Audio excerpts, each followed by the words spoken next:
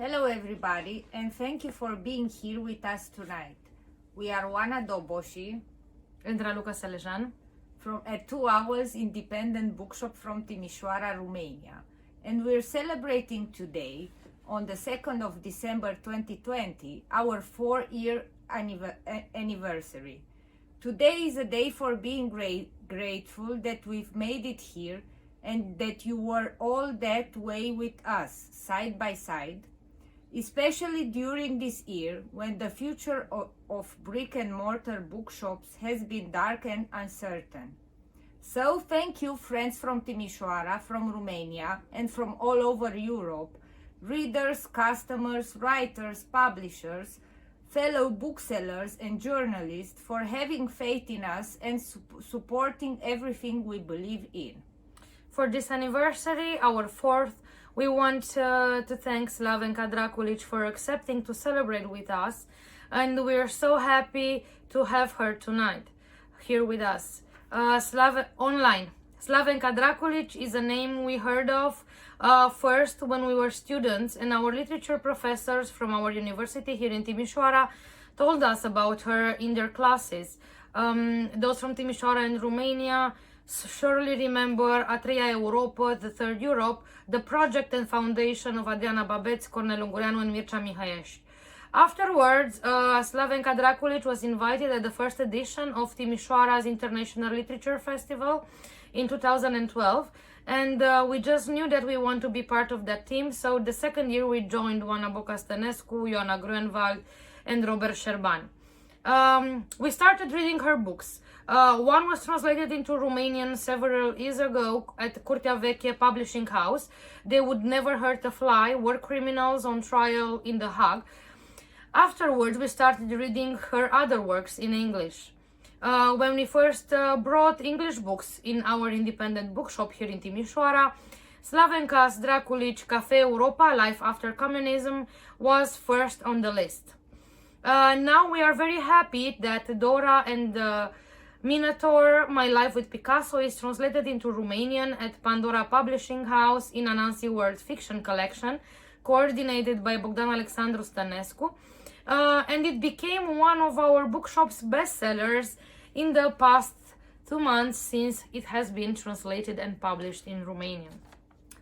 Tonight is also about thanking our colleagues from the bookshop that were working with us during these years, and also the ones that are with us today: Livia Hector, Alexandru Highed, and Snejana Ung, our colleague from the bookshop, who's a PhD student and a literary critic, and her thesis is on literature from former Yugoslav countries in the context of world literature, who is going to host this conversation.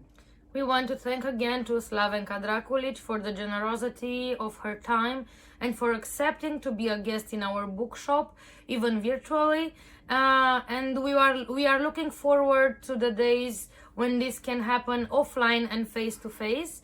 And because the road to Timișoara was a little bit bumpy, we just recorded this conversation that ended like 4 minutes ago, and Snejana had the mic. Hello, thank you very much for accepting the Owl's invitation. We are very happy to have you here with us tonight, even if in this virtual bookshop. We are sad that you're not here with us, but maybe... I am more sorry that I'm not there. I'm more sorry. I was there years ago and it was so beautiful. I like your city so very much and have very nice memories. So for me, it would be much better to be there. But it is, we are living in such very strange times and we have to live with these new rules. Yes, exactly. Yes. We are also very glad that your book, Dora and the Minotaur, was translated into Romanian. And we, all of us, read the book and we liked it very much. So we thought that it's a good opportunity. So thank you very much. Thank you very much. It's a compliment. I will start with the first question for this evening. So you wrote 2 novels that about 2 artists. One of them is Frida's Bed, which is a novel about Frida Kahlo, and the other one is this one, Dora and the Minotaur, a novel about the surrealist photographer Dora Maar and her relationship with Pablo Picasso, because the entire title is Dora and the Minotaur, My Life with Picasso. So my question is, why did you choose to write? I also, sorry, I had to interrupt. Then I wrote a third book, which is Mileva Einstein, about Mileva. About Mileva Einstein and Albert Einstein. So I have a trilogy kind of, but Mileva came after that, yeah. Mm-hmm. Then you can update my question. Why did you choose to write about them? Was something in their artworks, I don't know, or something in their life that caught your attention? It's not about one person. It's actually about two people in sense of from the female point of view. What I mean is that these are creative couples because Frida Kahlo and Diego Rivera, Dora Maar and Picasso, and Mileva Einstein and Albert Einstein are all creative people. And I was interested, as you can see, not only in the visual, people who are visually creative, but also artists, but also scientists. I was kind of thinking about dynamic between two people, especially two people who are doing the same thing, who are creative in the same way, and wondering how does this creativity and balance between, so to say, male power and female power works. It's also interesting how it works in a marriage, how it works in real life, and not only in creativity. But when you put these two things together, it is interesting to see that. After my experience with Frida Kahlo, who in a way, I would say she was a winner. She was the person who remained in the public attention, in popularity, her popularity grew, and today she's an icon. You say Frida Kahlo, and everybody knows who she is. You say Diego Rivera, and I think very few people, specialists on Mexico, specialists on communism, specialists, very narrow specialists would know who he is. With Dora Maar, it is a little bit different. Here I was interested in another question, apart from being together with two people who are creative and their, so to say, balance of powers. I was interested also in why and how that woman gave up on the thing that she loved the most, on her creativity in photography. And I think we should know that that Dora Maar was already a photographer who had several exhibitions. She was known both as a journalist, reportage photographer, as surrealist photographer. She already had some kind of a name. It wasn't a big name, a famous name, but she started to work in the profession. She was working for advertising. She was working for fashion magazines and so on. So she was somebody who already worked and loved what she was doing, this surrealist, especially surrealist photographies. When you look today, for example, at her photographies, which I advise everybody to look, you have them on the internet. You see how it's astonishing how 90 years later, or 80 or 70 years later, she's very actual, she's very modern in her approach to photography. But at the same time, we should be aware that artist photography was in the beginning at that time. Everybody has heard for Man Ray, and he was starting this kind of photography. Photography was primarily, of course, portraits, and then official portraits, and then also reportage. It was not seen as a means of expression of an artist, as it is today, of course. So this is this woman who is known, who is circulating the same circles, artistic circles of surrealism, in surrealist artist circles of Breton and so on, Paul Éliard. Paul Éliard is actually her best friend in Paris. And then she meets, everybody was meeting Picasso at that time, because Picasso at that time was icon. Already then in the 30s, when they met, he was an icon, and she was curious to meet him. He noticed her for her beauty, and apparently very different beauty than what was modern at that time. And there is where the beginning of this story of this dynamic of that couple in both art and life starts. Yes, I had to unmute myself. I really enjoyed that you said about Picasso, because it brings me to my next question. At some point in the novel, Françoise defines life with Picasso as an illness. His wives and mistresses are not only his models, but also his victims. And I want to ask you, how do you see Pablo Picasso? Because he's also a central character in your novel. So how do you see him? Oh, from the novel, I think it's very, very clear how I see him, but I would like to give a word, so to say, give a word of caution, saying that I'm not judging my characters. We have to, when you write a novel based on biography, it is interesting work, but you have to be aware that you're working within one framework that exists already. So you have facts, you have data, you have kind of a skeleton that you are building on. Characters in my book, in the novel, I consider them characters, not real people. Why? Because what I do as a novelist, I add to them one dimension. I then add to them kind of inner life. I try to go into this dimension of their emotions, which you cannot find in biographies. This also is answer to your first question. I read several biographies, very well-known biographies, both of Dora and of Picasso, and was not very pleased. To me, one dimension was missing, and this is really the tension between them, the emotions. Picasso as a person and Picasso as a painter, I'm not an art critic, but I think, should start from the fact that he is considered an icon of modern painting, maybe the first icon of modern painting, from the beginning of the 20th century, and also as a genius.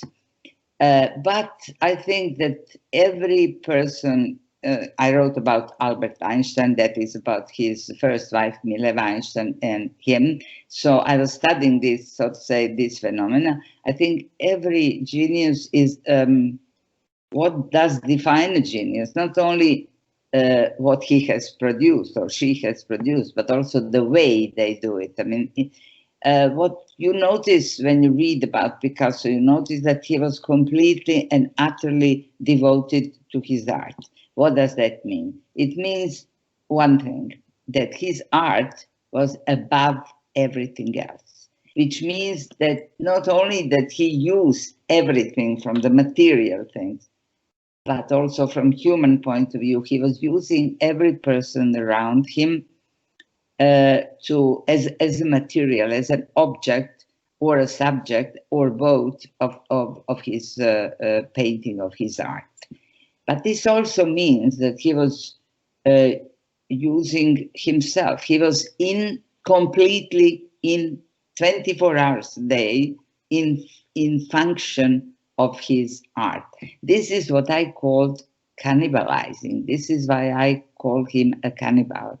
So he was kind of devouring people, relationships, his first wife, second wife, his third wife, his children, his friends, his lovers, everybody devouring him, devouring them, but also himself.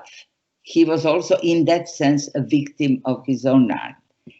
Dora Maar said to him, you are only Picasso. you are not Pablo. Pablo meaning a person, meaning her lover, an intimate person. So what was her problem is that she very easily established a connection with Picasso. But it was very hard to have a person, Pablo, for her. She thought she would, win him over and become one and only love of his life. But he didn't, she couldn't do it. He, however, could not establish that kind of exclusive emotional relationship with no one, not with his children, not with his later wives, François Gillot, painter and a woman who, so to say, came after Dora. He left Dora because of her. She left him. She was the only one who left him, although he says nobody leaves Picasso. But she left him because she could not make this connection. No? She didn't want to live only with Picasso, but she wanted Pablo as well, as it is normal in human relationships. So for me, I accept that he is an icon. I accept that he is a genius. I understand that he was completely obsessed and absorbed by his art, and therefore I think he was cannibalizing absolutely everybody around him in order to produce his art, because his art was above everything and everybody. And already his mother knew it when he was small. The first word that small Pablo, as a child, said is not mama, is not papa, is not whatever. He said peace. And peace is short for lapis in Spanish, for pen, because he wanted to draw. So he was drawing since before he could speak.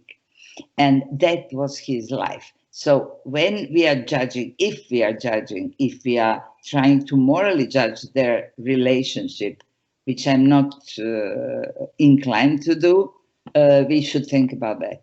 However, one of the consequences of that behavior for Dora was that she had a mental breakdown. And some of his mistresses and wives also committed suicide at some point. Yes, and his son also, and his grandchild, and his last wife, and his lover, the mother of Maya, of Marie-Thérèse. She also committed suicide. So he's leaving, what should I say, a trail of dead bodies there, which is horrifying. But I'm not justifying him, so I do not want to take moralistic position here. But the fact is, he left the trail of death behind him. Yes, indeed. Now, the other question, while I was reading the novel, I had in mind a few things about that time, the Paris of the 1930s. So in the 1930s, in France, women such as Dora Maar started to have a voice as artists. They were accepted among the male surrealists. However, one can notice that their freedom is in a way shaped by men. Picasso, for example, says that women who had their ideas, who liked to debate and felt that they are equal to men, they saw them as being masculine. It seems to me that we deal in a way with a limited feminism, let's say. How has feminism changed since then, and how does it differ in the Western and Eastern world? Because I think there are some differences between these two parts of the world, East and West, as well. You mean in this particular aspect, or you had something else in mind? Yes. In terms of feminism, yes. Well, first of all, I cannot say that these men belonging to the surrealist movement were feminists in no way. And the feminism and speaking about feminism and emancipation of women was not in the, so to say, spirit of the times. However, women as the artists started to emancipate themselves then in France. If you, for example, remember another character from that circumstance, another person, not a character because she is not she's only mentioned in my book, and it's Lee Miller, the photographer, who became a very famous war photographer. She was also in this circle and a friend of Dora Maar. So they were more, but generally they were accepted and treated as like Nush for Paul Eliar, as models and muses, muse actually. So Nush for Paul Eliar on the Gala by Salvatore Dali and so on. So they had them there more as a decoration, of course. These women themselves were not feminists in the sense that they make feminism as a part of their life, but they did try to emancipate themselves, not emancipate, but to work in their profession. By that, they were also contributing to feminism, of course. Now, feminism in the East and West, this is what you're talking about. Well, feminism in the East and West is a very different notion, because in Western Europe, women have to march and demand their rights in the streets from a grassroots level. And it lasted at least 100 or more years to come to the level of gaining their rights, which they did, of course. But in Eastern Europe, from my point of view, it is different because of not only political, but also cultural background. When we are speaking about Eastern Europe, former socialist countries, we have to know that this was basically underdeveloped feudal part of the world, where the main part of the people were peasants. So when communism came, let's call it like that, communism, although we called it socialism, we know that it was socialism that emancipated women. It's not that they had mass marches demanding their rights, but socialism as a system, as a political system, and also as ideology, has this emancipatory attitudes towards women. Women should be equal, and they are equal in their rights. So women there, in our part of the world, they got it, what I call from above, from the top, through the laws. They got it. However, the problem was there another one. This is, I was dealing with that as a younger woman, in the late 70s, beginning of the 80s. I wrote a lot about that. The difference was that the law, and you were equal under the law. You were also in public equal, but there was very strong patriarchal tradition at home. So in a way, it was difficult to balance home and work, home and private life and public life for women. And they were treated very, very patriarchally everywhere, but not under the law. So on one hand, you had women who had to fight each step of the way, and on the other, they were given practically equality. And I think that the consequence of that is that today, young women like you, I'm not saying that about you, I'm only saying that your generation maybe does not have perception how much feminism is needed. Why? Because they are growing up still with the laws that they brought under socialism. These laws in most of the countries were not changed. But a good example to look not forward, but towards what happens to women and what could happen to women in former socialist countries, now democratic countries, is Poland. Poland, as you know, recently, the Supreme Court brought another restriction on abortion law, which already is totally restricted to incest, rape, and threat for murder. And now it forbids abortion for the reason of malformed fetus. And this took out hundreds of thousands of women to fight against it. The message is the following: women's rights can always go back.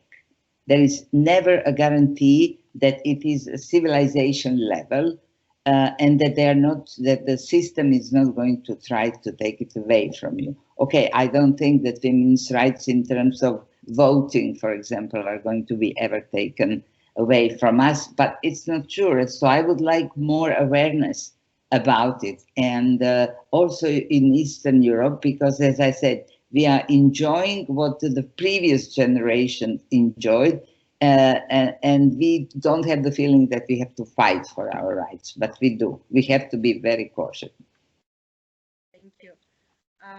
Now, when she arrives in Paris, Dora finds herself in a new and yet familiar place, and this happens because she speaks French, and it gives her a feeling of security and protection. Speaking a familiar language is as if you are wearing a warm coat, she says at some point in the novel. And to what extent does language define our identity? Because Dora spoke 3 languages: Croatian, French, and Spanish. She lived in... Yeah. She spoke French to her mother, Croatian to her father, who was of Croatian origin, and Spanish to Picasso. And to what extent it defines our identity, this is a really very big question. Yes. Because we are entering not only the question of language, but also the question of identity. It depends. We used to think that, for example, for us writers, that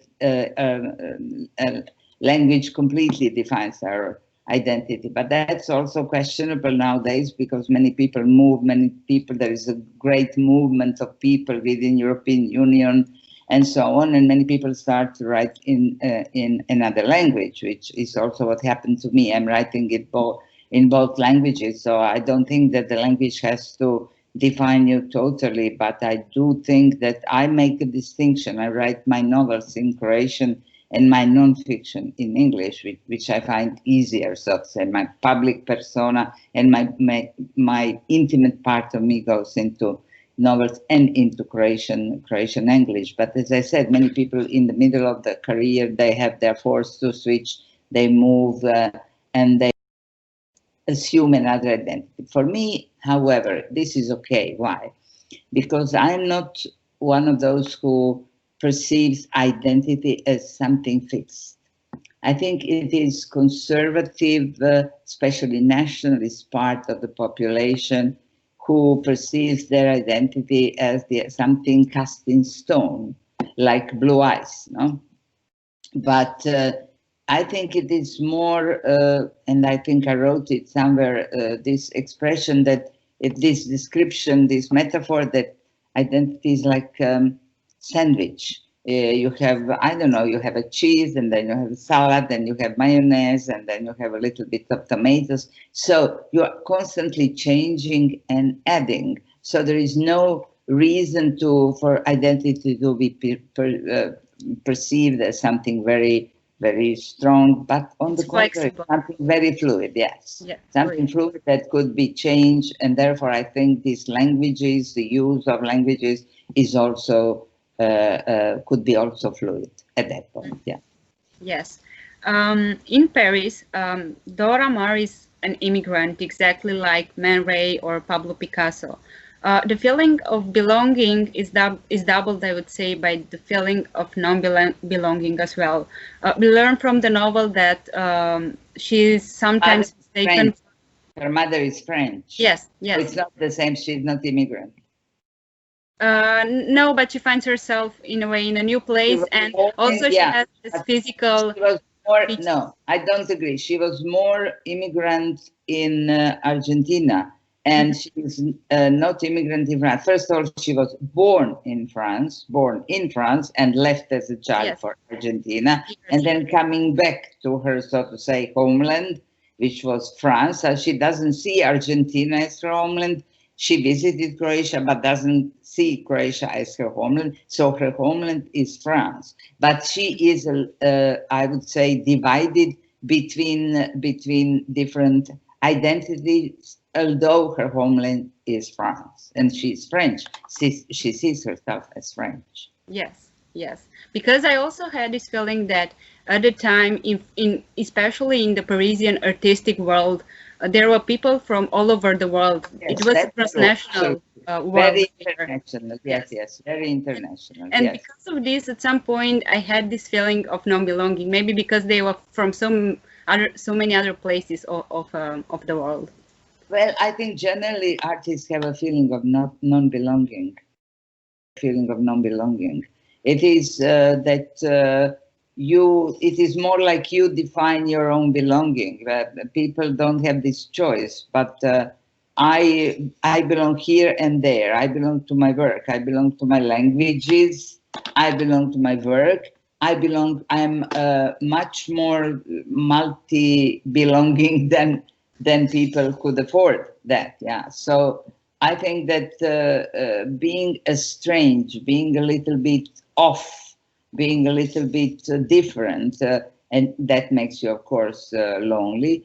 It's a state of mind of every artist or every writer. So it's not nothing that is. I think it's even a kind of predisposition for artistic work.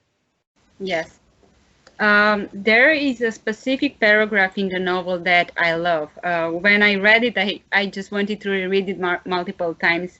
And I think you can correct me if I'm wrong after I read this, that it speaks as much about Dora as about you. And at some point, you say that, I translated it in English, I hope that I did a good job. You say that immigrants are strange people because they are the depository of alterity, of some hidden strata of a formal life, which they have the impression that they have forgotten, but they will find it later in the taste of food and the fragrance that reminds them of their homeland, but mostly in language. And I was thinking about nostalgia, and I just want to ask you, does nostalgia belong to the sphere of the heart, or is it also something sensorial or tangible? It's both. It's not, yes, this or that. Nostalgia we understand in different ways.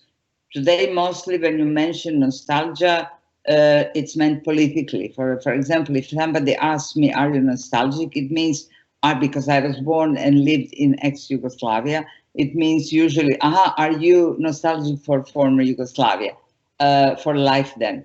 Or it means, are you nostalgic for the political regime? I think many people, and this was, of course, many researches have been done on the issue of this nostalgia that I'm just mentioning, and especially in Germany. So they discovered, for example, that very many former East German citizens are feeling nostalgic.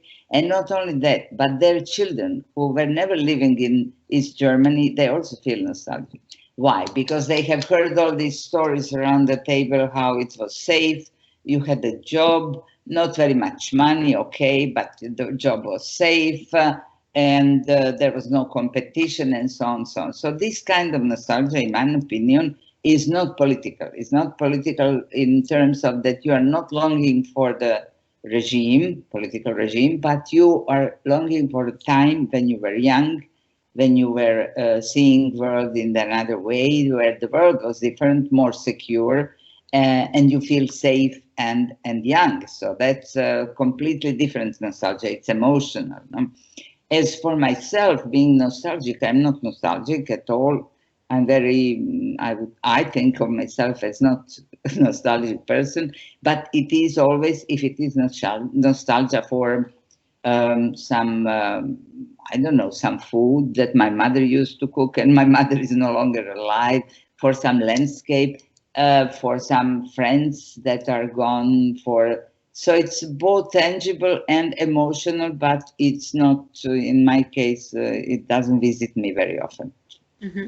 Because I was also thinking at some point I was interested in Yugo nostalgia, and I found out that there are many objects, or I don't know, chocolate or other kind of food that start to be present on the ex-Yugoslav market. So it gets a material form, this nostalgia, this localized nostalgia. Yeah, even today, some people go and buy some things that do not. Even we from Romania do so. Yeah, Vegeta and Crush chocolates and these kind of things. But I don't know. I cannot say that I'm especially nostalgic for either the way we lived then or well, of course, you always long for your youth, but that's about it, you know. And in terms of objects, or we also have even exhibitions of that kind, when we can see how it was lived at that time and so on. There was a couple of years ago in Zagreb a big museum of applied art. There was a big exhibition about 70s in Yugoslavia, and it was very much visited because you could see the movies, the newspapers, the products of, I don't know, glasses or lamps or objects in the house and so on. It was very, very much visited, and also by young people, which I think it's very good for them to visit this kind of the now virtual world, a lost world. But I don't even see that this is very present now. Of course, because one of the first things that I think was one of the attractive things in this idea of the change in 1989 was freedom and democracy, which was much more abstract, but consumerism, that we can get all these things that they got on the West and we can only smuggle in our countries, and we didn't have money to buy it. It is there for us now. However, we don't have money to buy them now, before or now. It's the same thing, even if not worse. So, yeah. I have a question about another of your books, Cafe Europa. In this book, you are talking also about borders and border crossings. You emphasize the fact that borders are not only physical or geographical, but also cultural, and in a way, I don't know, civilizational, and that any border crossing involves some preconceived ideas about Westerners and Easterners. And I want to come with this question to our up-to-date context, because the current sanitary crisis has a global reach. And what effect do you think this pandemic has on the manner in which we perceive each other? I don't know. Do you think that something will change in how we think about each other? But already something has changed. First of all, we somehow, I think, continue to have our prejudices about each other. And after 20 years of a change of a so-called Velvet Revolution after 1989, people in Eastern Europe started to feel, speaking of mental borders, started to feel very bad towards the Western Europe as a second-class citizens, you know. So first it was this sign, European Union citizens at the airport, for example. You had the line for EU citizens and non-citizens. So most of us went to these non-citizens. Then, of course, some countries got into EU, but still felt as a second-class citizen. I think one good example of that was a recent scandal a couple of years ago, when it was discovered by the media that food that we are eating, that the content of the food, the same big Nestle or I don't know, other big brands, Coca-Cola, they were having a different content for Eastern Europe and for Western Europe. Now then the big discussion opened, and within a couple of years, a law was brought that it is forbidden for these big firms to what they call adjust to the market. So, for example, a fish conserva or fish can for Eastern Europe had less of a fish than in Western Europe. And when you would ask these companies, why are you doing that? Well, it is demand of the market. They they like it this way. They're not so much used to the more fish and this other one. Yogurt was different. I mean, all of that. So this illustrates these nuances which are humiliating. In fact, this has changed. And I mentioned this particular story because in the meantime, I wrote another Café Europa, and it's called Café Europa Revisited. This book is going to be published in January by Penguin Random House in the United States, and it's kind of updating on this East-West phenomena and the European Union and how we live and where are the borders. Now, when you mentioned Corona and the borders, I think it's very interesting to observe how very quickly within European Union, the borders are back.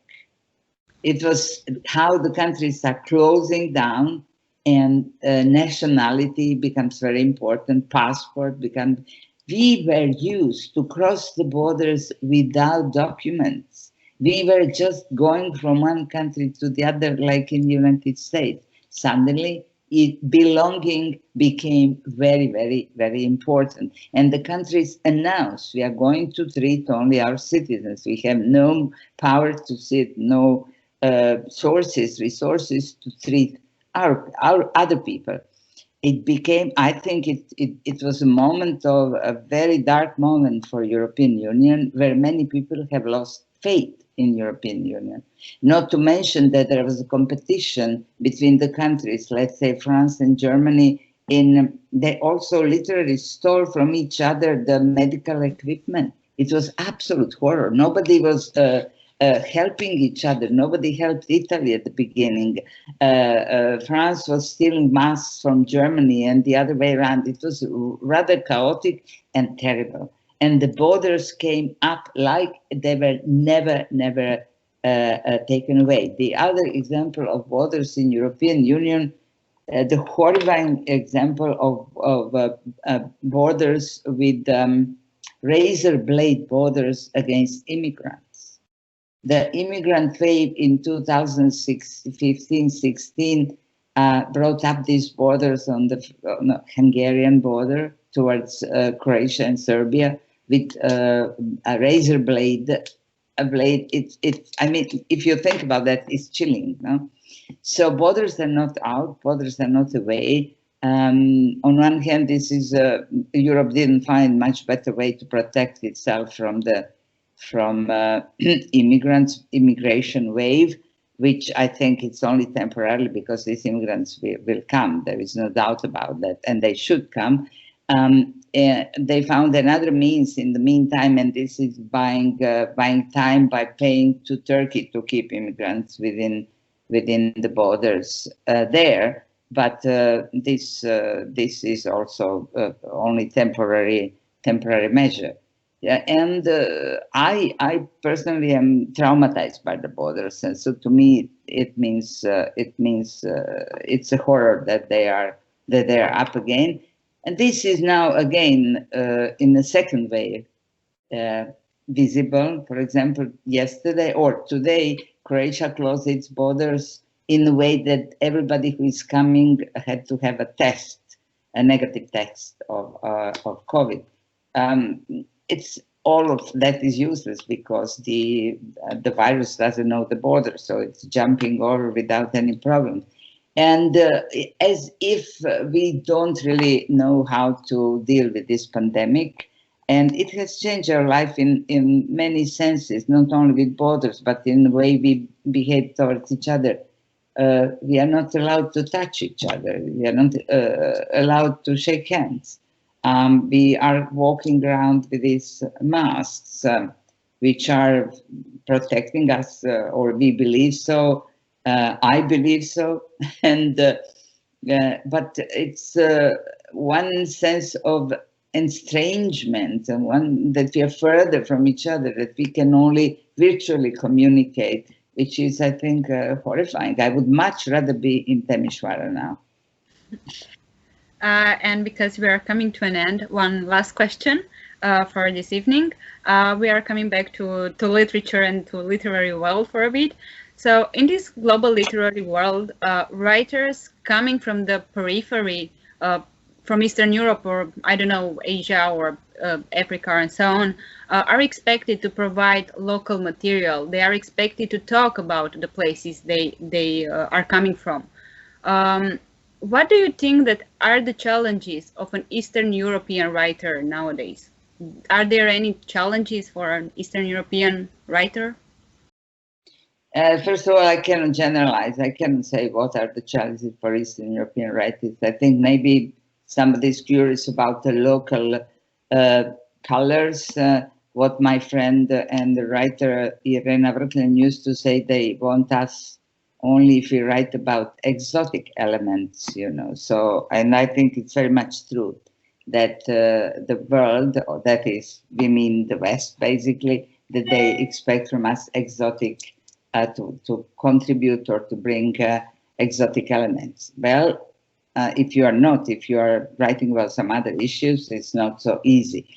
Overall, they say that statistics are proving that somehow literature books are being sold more than before. During the COVID, they are now being.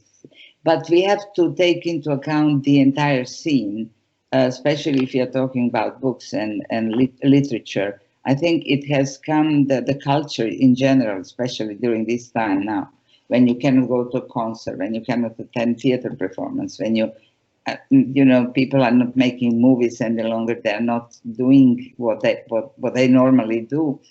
It's not important. It's completely, I think, not only devastated but also neglected in general. I think that people are low paid and everybody behaving as if culture does not matter any longer. Reading especially, because people are now used to different kind of culture paradigm. I think that our paradigm of culture in the last 500 years has been based on Gutenberg, on words, on print. So on printed words, we read books and the word was the culture. So it was based on the word. Now the whole culture, the entire culture of the globe is based on a different paradigm of a picture. Everything is picture, and the text is in the newspapers everywhere, coming smaller and smaller. And therefore, it is very difficult to fight for literature. It will always be there, but I think it will be always for the elite. The times when reading became a part of obligation of our curriculum for every child, at least in socialism, maybe because we had a lot of time and no other distraction, but we were reading a lot. I think people are, in general, maybe now at the moment reading a little bit more, but in general, reading less, being educated less, not understanding that education is our only way out of a chaos of dictatorship, of confusion, of nationalism, of backwardness. And I do not have any very, maybe because of my age also, I do not have an optimistic vision of culture, of position of culture in modern world, of position of a writer in a modern world, and of importance of a word in the modern world. Yes. Thank you very much for this conversation. We are really glad to have this book translated into Romanian. We hope that we will have other books translated. If not in the near future, then we will read them in English. And we are hoping to get your book, which you said will appear, will be published in January. Yes. Revisited. Revisited, yes. Thank you very much for inviting me to Timișoara, at least even in this virtual way. All the best, and all the best to your visitors and readers. Bye-bye. Bye.